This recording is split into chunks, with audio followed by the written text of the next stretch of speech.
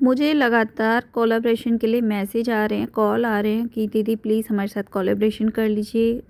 लेकिन मैंने साफ-साफ मना कर दिया, क्योंकि मेरा ये मानना है अगर काम आपका अच्छा है तो काम आपको खुद पे खुद मिलेगा, आपको कोई भी कोलैबोरेशन की ज़रूरत नहीं है।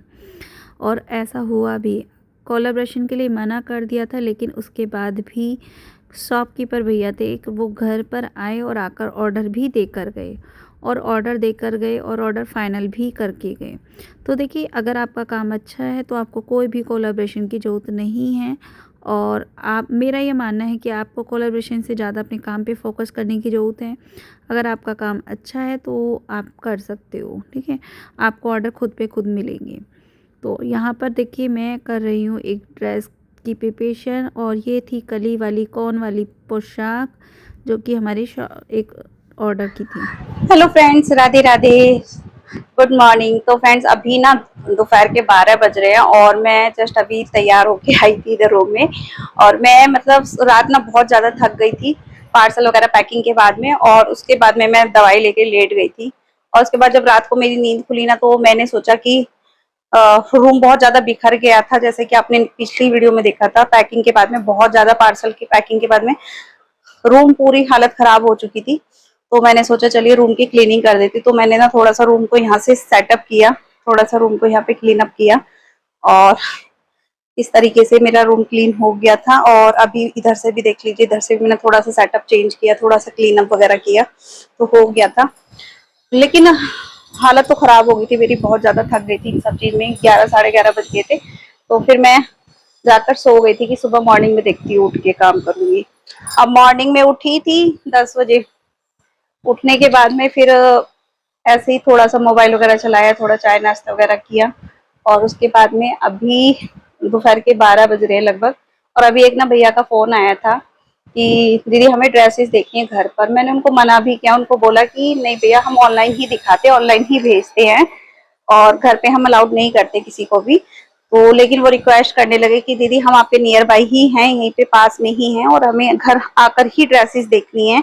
आप चाहे हमें ड्रेसेस रक्षाबंधन के बाद दे देना, लेकिन हम एक बार देखना चाहते हैं। तो मैंने उनको बोला कि चलिए ठीक है, थोड़ा सा टाइम दीजिए।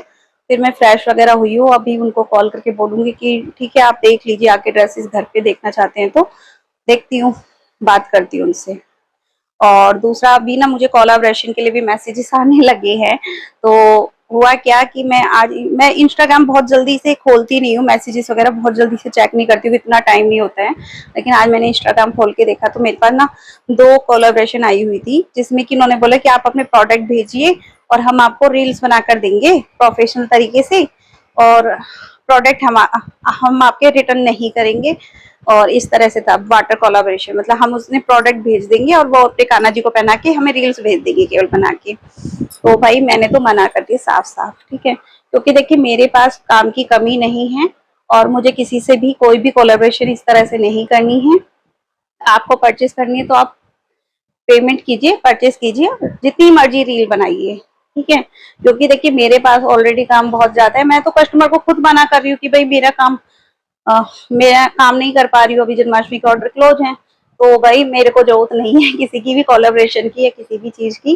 तो ये हुआ मेरे साथ में आज। आप लोग बताइए, क्या मैंने सही किया या गलत किया?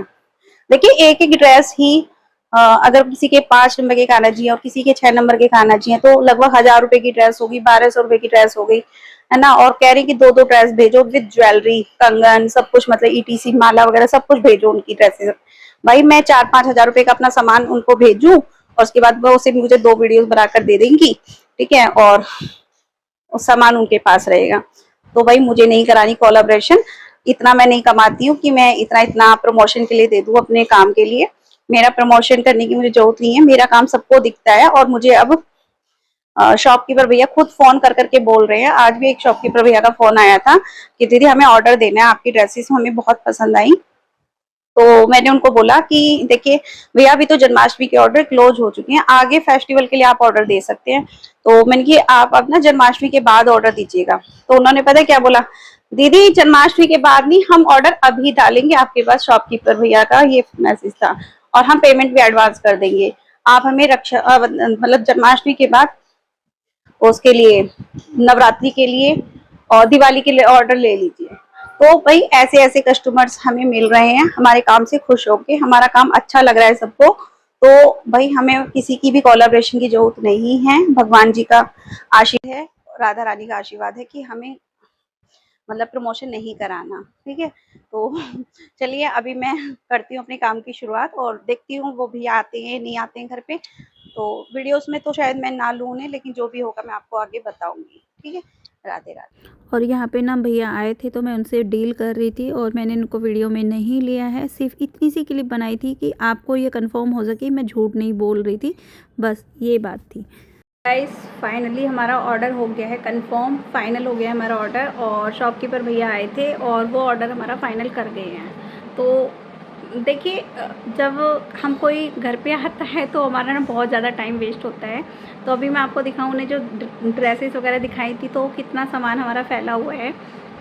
तो सबसे पहले आप देखिए ये ड्रेसेस हमारी फैली हुई हैं इधर, ये देखिए ये सारा फैला हुआ है इधर, है ना। और इन सब को दिखाने के चक्कर में ना काफ़ी मटेरियल मेरा फैल गया है, काफ़ी ड्रेसेस फैल गई हैं, ये देखिए।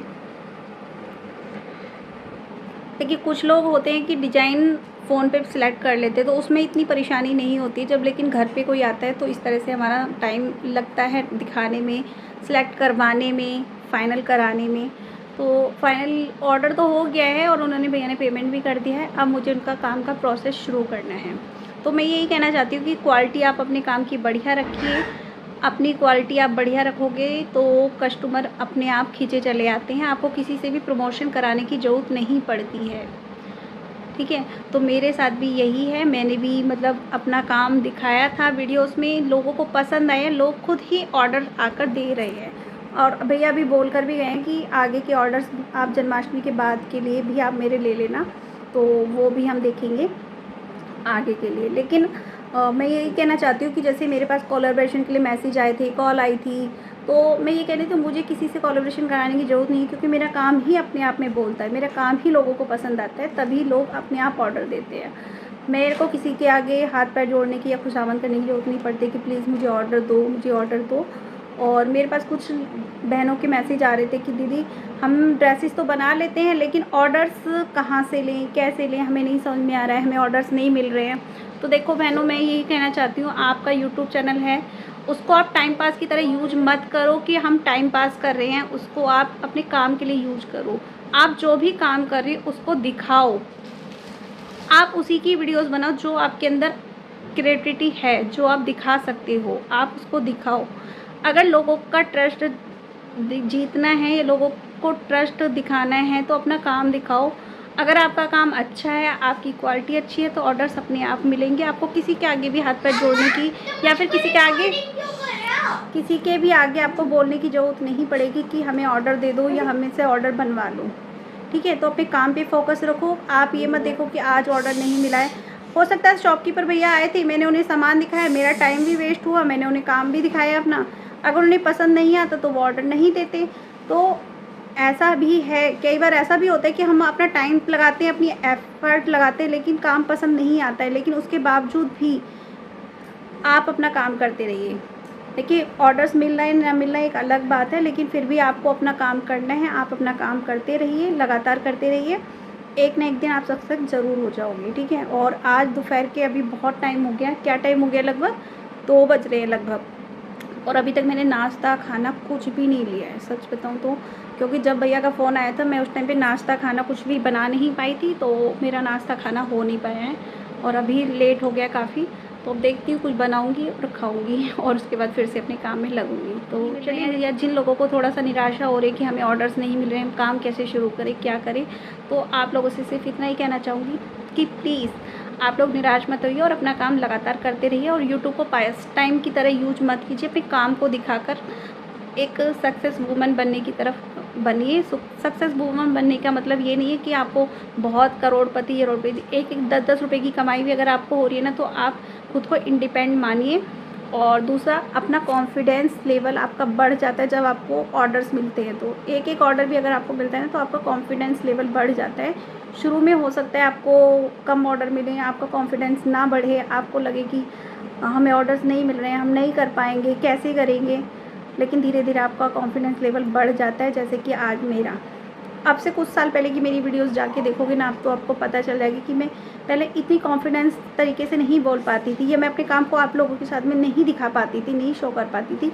लेकिन आज मैं सब कुछ कर पाती हूँ, सिर्फ इसलिए क्योंकि आप लोगों का प्यार और सपोर्ट है, और दूसरा मेरा कॉन्फिडेंस लेवल बढ़ा है। कुछ चीज़ें ऐसी जिसकी करने से आपका कॉन्फिडेंस लेवल बढ़ जाता है, तो बस वही मेरे साथ है। ठीक है, राधे राधे।